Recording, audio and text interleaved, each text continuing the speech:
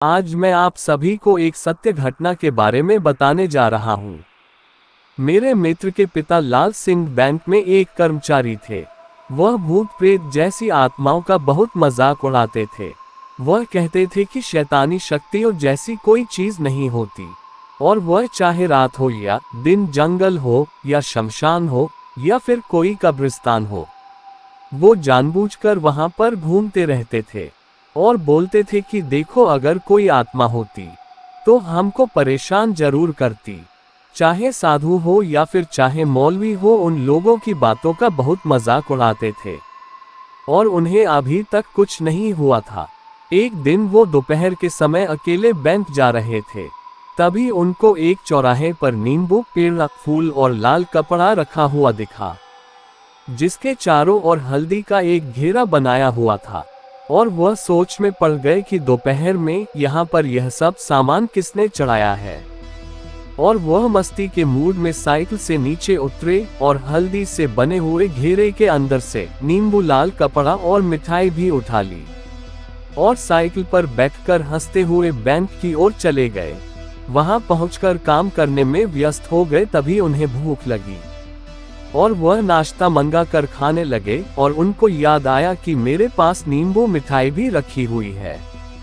तो उन्होंने उसे भी खा लिया और जो लाल कपड़ा उठाया था उससे अपना हाथ मुंह पोंछकर कूड़े में फेंक दिया और उनको कुछ भी नहीं हुआ। जैसे जैसे दिन ढलने लगा, रात होने लगी, वैसे उनका सिर भारी होने लगा और वह घर आ गए। रात में 12 बजते ही वे जोर जोर से कभी हंसते और कभी रोते और यहाँ तक कि वे अपना कपड़ा फाड़ देते थे या फिर अपने आप को कैंची या चाकू से गला और हाथ भी काटने लगते हैं। एक दिन तो उन्होंने इतनी हद कर दी कि वह अपने गले में फांसी का फंदा लगाकर खड़े हो गए। तब उनकी पत्नी ने उन्हें देख लिया और छुड़ाया। उनसे पूछने लगी, अरे आपको क्या हो गया जो आप ऐसी वैसी हरकतें करने लग गए? तो वे कुछ नहीं बोले, जैसे कोई पागल बात को सुन रहा हो। उनकी औरत परेशान होकर डॉक्टर के घर पहुंची और उनका इलाज करने को कहा। हालांकि डॉक्टर को बीमारी समझ में नहीं आई, फिर भी वह उनको ग्लूकोज की बोतलें चढ़ाना चालू कर दिए। धीरे धीरे कुछ दिन बीतते गए। लाल सिंह की तबीयत मानो कैंसर के मरीज से भी बदतर हो गई। तब उनकी पत्नी ने उन्हें एक अघोरी बाबा को दिखाया और अघोरी की समझ में सारी बातें आ गई। उसने कहा कि इन्होंने 4 रास्ते पर पड़े सामान को उठा लिया था, यह उसी का नतीजा है।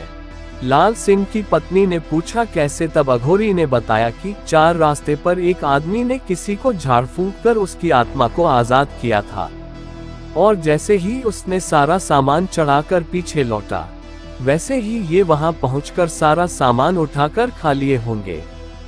तभी आत्मा इनको परेशान कर रही है। लाल सिंह की पत्नी रोने लगी और अघोरी का पांव पकड़ लिया।